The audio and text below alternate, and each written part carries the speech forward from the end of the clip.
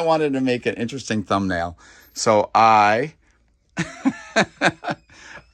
trying to do a will it bite video, Johnny. Johnny's watching me through the thing. He's like, oh my God, you're getting chewed on. I'm like, yeah, I'm like, I'm going to make an interesting thumbnail. I'm going to let this mangrove snake bite me and chew on me. Hopefully I got some kind of picture. So I don't want him to bite my arm now. So what I'm doing is I'm twirling around. So it was time to make a video. So, oh, look at you. Gorgeous. Hi. It's like I've got a taste for blood.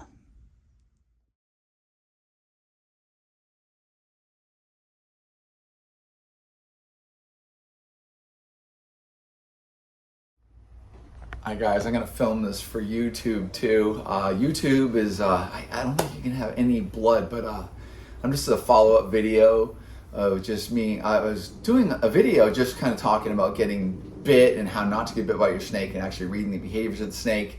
And one snake I knew that would always wants to bite me is one snake I've never tried to make friends with, and that happens to be a mangrove snake. So that's Boega dendrophila. And I could always count on him. So I'm kind of messing around with him, doing stuff on the camera, just very, very nonchalant. And he bites me. And this time, instead of warding off his bite, I let him actually chew on me. He initially bit me here, and he chewed for a bit. And I don't know if that. I don't really think that's envenomation. He was chewing on me pretty good, but he was pushing against my arm, and I just let him go, and I let him bite me. And he bit me for a couple minutes, and he was chewing, and he's really, you could just see him working his jaws. Remember, mangrove snakes are considered venomous, just like a hognose snake or false water cobra, or even a garter snake. Remember, venom is just a modified saliva, and how its targeted prey would actually react.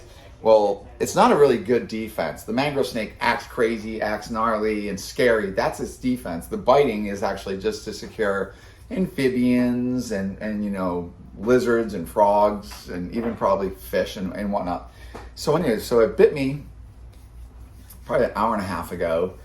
And initially, only thing I noticed was some bleeding, and it is chewing on me really good. It's not a pressurized venom delivery system, so they are rear fanged. So remember that. So they really have to kind of really chew on you. So if you keep mangrove snakes, you can easily manage them without ever getting envenomated, because you have to actually let the animal sit there and grind on you and just chew, chew, chew. But I let him do that, and this is like the first time I've ever really experienced that, other than just little, very, very just defensive bites.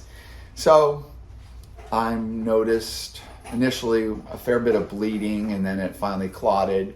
And now I've noticed some swelling, and the swelling probably occurred like 45 minutes in. I could definitely feel tingling of it, knowing that like I had been maybe stung. And like I said, I'm allergic to yellow jackets, but I've developed some resistance, so I don't have a clue how I react to this. I don't regard any of this as anything worrisome whatsoever. But when I did get bit by a western hognose, he bit me on my finger, and he was chewing on it, so he definitely wanted to eat. Within a few minutes, I could feel it. I could feel like, ooh, that's tingly. You could feel something was wrong. And that is just its saliva, which is kind of like, it's venom in this case. And within 20 minutes, it was definitely, I felt like I got stung. I was noticing swelling, and my thumb became immobilized. I mean, just from the edema and the swelling. And long after the snake was back in its cage, I just laughed at the whole thing, and we should. But my thumb stiffened up and everything like that, so I had a bit of a reaction, and I'm anticipating, just a little bit of reaction, like right here, just localized swelling. So I wanted to document what it is actually like to sustain a Boega bite, and so this is just me doing this, and it's education. All right, there'll be more to come if I live. All right, I'm going to continue to document this. Okay, it's about 3.5 hours. It is a little itchy. All right, so we're looking at this mangrove snake bite. So about 3 hours since I got envenomated. I would say my reaction is probably something very similar to a yellow jacket sting, and I'm allergic. I no longer need an EpiPen that I know of for yellow jackets and white-faced hornets. And I don't feel you know, I don't personally, I've been working and running around and stuff like that. But you know what? You can kind of see so this is swollen.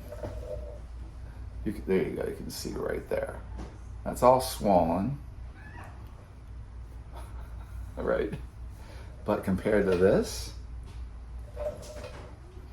and what's interesting, oh, look at that, you can see that. See that? There you go. Yeah, how dirty I am. Okay, so this is the first bite, and he's chewing on me a little bit right there, and even that is now, I can feel some swelling. So far, I am, I'm not too impressed. It's just, I think it's like getting stung by a hornet, I guess. So for me, or whatever, this is kind of what I do.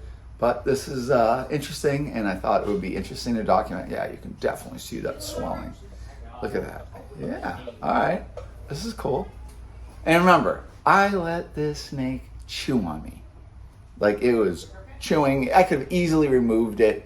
And in all the time that I've been keeping mangrove snakes, the bites have never been like this. I literally welcomed this just because I was doing a video, and I'm like, oh, he's just wanted to get me for the past year and a half, and I finally let him do it. But it would be very easy to get him off. I was just goofing around and laughing, so hopefully this is an interesting. Look at that. That's yeah, that's kind of cool. All right, I'll keep you filled in.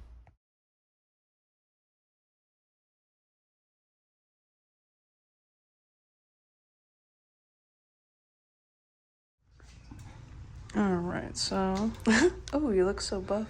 95.3.2. Feels hot. Yeah, 95.